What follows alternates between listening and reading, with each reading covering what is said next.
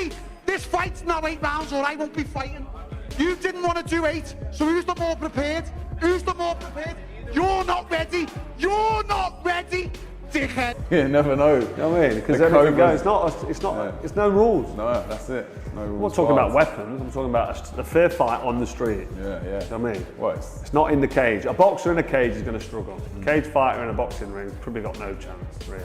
Yeah. But on the street, if the guy's got a bit of street experience, going down. Don't fucking... The tension ignited instantly at the first press conference as Darren Till unleashed fiery words directly at Carl Froch.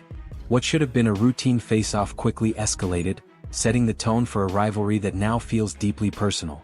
On the other side, Derek Chizora's camp is charged with emotion, knowing this could be one of the final defining moments of his career. Chizora is known for relentless forward pressure and resilience, and that same spirit is evident again in training. Behind the scenes, he has been pushing hard in sparring and conditioning. He understands that facing a former world champion in front of a packed London crowd could be his chance to end his career on his own terms. Fans online are already praising his toughness and heart. The storyline adds even more intensity.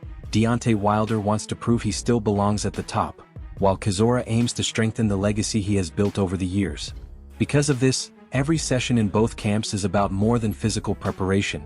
It's about belief and confidence. This energy, combined with elite-level preparation and respect from figures like Eddie Hearn, reinforces Froch's toughness. Training alongside Alexander Usyk exposes him to elite standards, sharpening him mentally and physically for any challenge. Shithouse, and you're a closet Charliette. Didn't want to shake my hand. He's a shithouse. He didn't want to shake my hand. You're a shithouse. Tried to do the pulling game, so you don't want to shake hands like men. You're a muppet. He's going to do it again. He's going to pull him again if you let him shake. No. Froch reflects on his fight with Andre Ward and admits he wasn't at his best that night. By acknowledging flaws in his movement and timing, he shows how much he learned from that experience. Amid the ongoing Darren Till drama, those reflections suggest Froch still believes he can evolve. The narrative becomes even more compelling as Deontay Wilder looks to reassert himself among the elite, while Derek Chizora fights to protect and elevate his long-built legacy.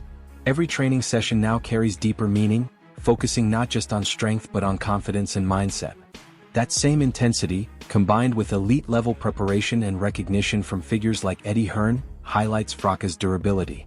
Working alongside Alexander Usyk further sharpens him, ensuring he is mentally and physically ready for any heavyweight test. I still love boxing. I still love getting up in the morning and running. I love watching my body change over the 3 months of training camp. And touch me. if you watch the fight against Andre Ward, watch my feet, watch what I was doing, watch my head movement or the lack of it, and my sluggish jab, then it's just totally... Darren Till responds with raw emotion, making it clear he is backing down from no one tied to the situation. His words underline just how intense things have become, turning what began as typical fight promotion into a deeply personal and explosive rivalry. That to everyone. I'm here to do what I'm here to do. And I couldn't give a fuck if I bumped into John Fury and the family in the street now, because it's on them what they want to do. They're more asked about me than I'm asked about them, so if they want it, I'll have it with every fucking single one of them in the street, and I'll get my head completely smashed in. Johnny Nelson breaks down the rising tension between Darren Till and Carl Froch. He notes that Froch carries strong confidence, while other fighters might hesitate due to ego or financial comfort. His insight highlights how insiders are divided on whether the fight will actually happen, adding uncertainty and drama to a potential clash. With one of the main men of the zone saying, look, there is an appetite there. So now the conversation is, will Carl do it? Carl's saying, give me 6 weeks, I'll smash him. Carl won't do it. Carl doesn't need to do it. Carl's got mad money, as he says. And the thing is that I think will keep him out is ego. God forbid he went in with... Tony Bellew argues that Darren Till is stepping into dangerous territory against Carl Froch. He stresses that Froch's achievements and experience create a clear imbalance. His perspective fuels the debate, with many fans believing Till's challenge is driven more by hype than genuine threat, increasing speculation about how it might unfold. I think it's a fair playing field in a boxing ring, if I'm being totally honest. I mean, Carl's a former world champion. He is a unified champion. Froch was a force to be reckoned with. So if it's in a boxing ring, I don't think that's very fair on Darren. But if it is, if they two were to meet in a dark alley somewhere, I don't think Carl's coming out. Carl Froch openly criticizes Darren Till, claiming his boxing ability falls short of true professional standards. His blunt remarks push the narrative that Till is overhyped and not yet a serious contender, keeping fans locked into the growing tension between them. Money. The old Bunsen burner. I'm thinking to myself, hang on a minute. They're giving money away here with these fights because Darren Till's absolutely fucking useless. I'm not being funny, listen, I'm talking about professional boxing level. At the level he's at, he's done all right. He's got decent balance, throws a decent backhand from a southpaw stance. Johnny Nelson evaluates Carl Froch's chances against Darren Till, suggesting Froch could dominate, but only if preparation and conditioning are right. He points out that age and readiness remain critical factors. The analysis leaves fans questioning whether this fight becomes reality or remains an intriguing what if. But if Carl did do it, I think Carl would smash him. But I just don't think he will do it. Because he's got that memory, he's got that something about him, that he's at an age where he's still physically fit enough and strong enough if he commits himself to. Liam Smith comments on Darren Till's aggressive behavior, explaining why Carl Froch might avoid unnecessary conflict.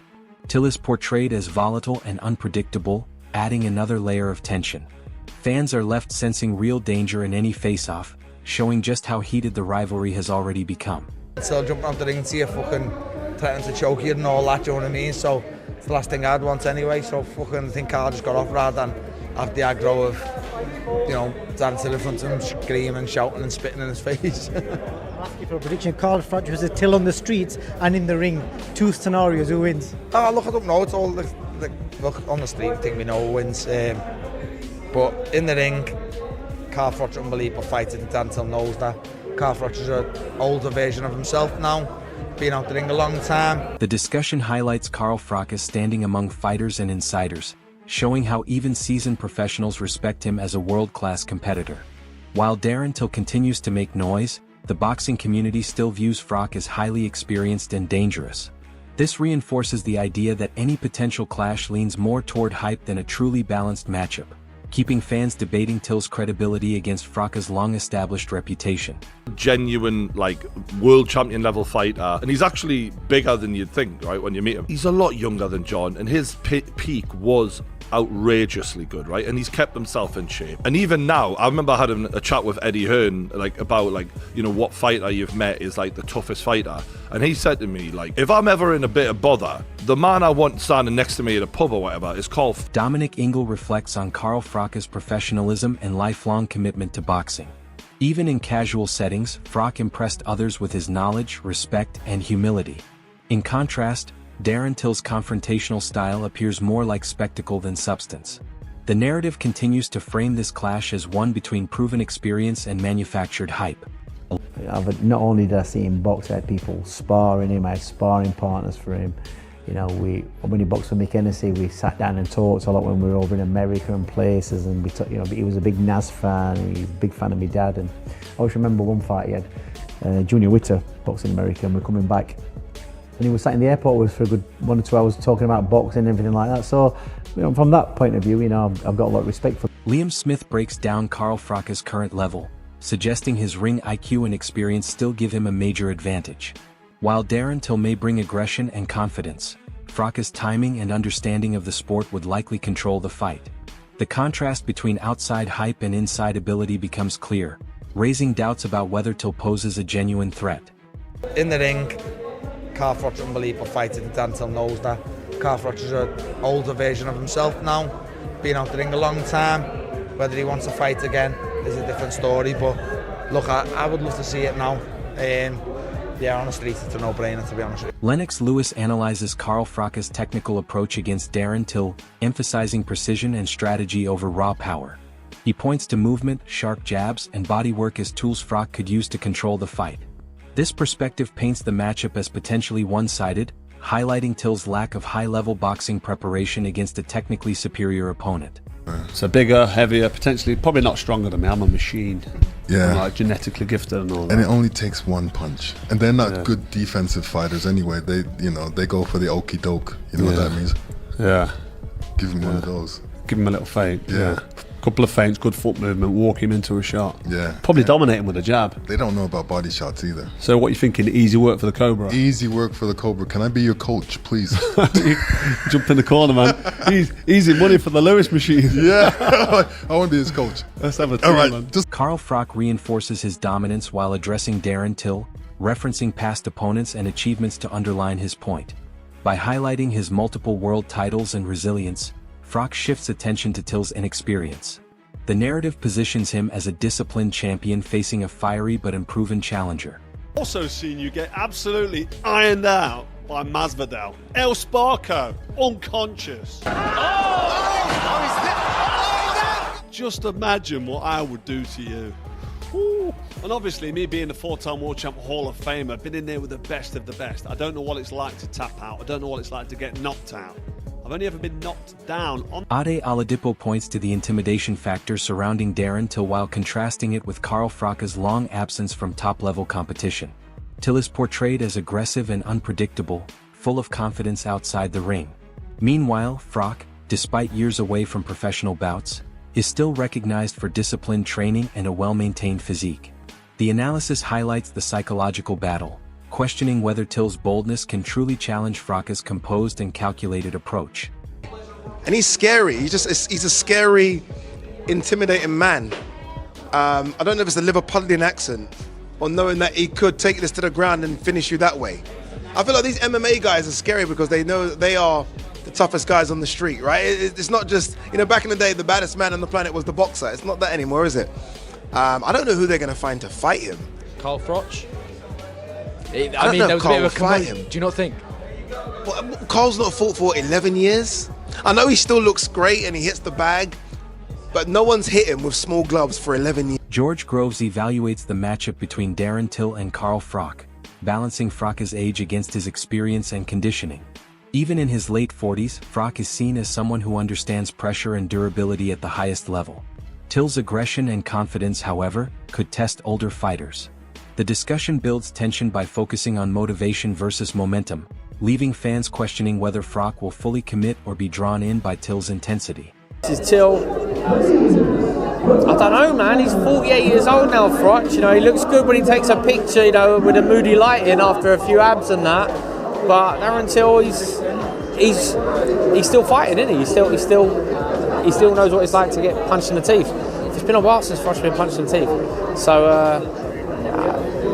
I think he does well. I think it sells. If he wants to do it, he should do it. But I got a feeling Froch don't want it. I don't think Froch wants it. I think he says he wants it, but when it comes down to it, he don't want it. Darren Till delivers a furious rant aimed at Carl Froch, claiming superiority despite Froch's reputation. He dismisses Froch as slower and past his best while presenting himself as focused, dangerous, and driven. The remarks come across as both bravado and psychological tactics, as Till attempts to unsettle Froch publicly. By referencing his UFC background, he adds to the spectacle, making the rivalry about pride as much as skill. Fucking 30, 40-year-old man can't punch to save his life. He wants calm, he wants to face off calm. I ain't at him while I'm around, mate. Do you know what I mean? People have been chatting shit for years saying, oh, they're gorilla, this and that. I'm in the best shape of my life. It's like welterweight Darren's back. And I got vengeance, mate. This is Luke, former UFC middleweight world champion. So I've got a... Plus, since he's boxed. So, 10 years ago, he would have smashed Darren Till all over the shop, right? And I think Darren actually, for all Darren's madness, he's not an idiot. I think he knows that. But 10 years on, and not having took a punch in 10 years, and definitely gone a bit softer, because that's just life, it all of a sudden becomes, dare I say, a bit of a 50-50.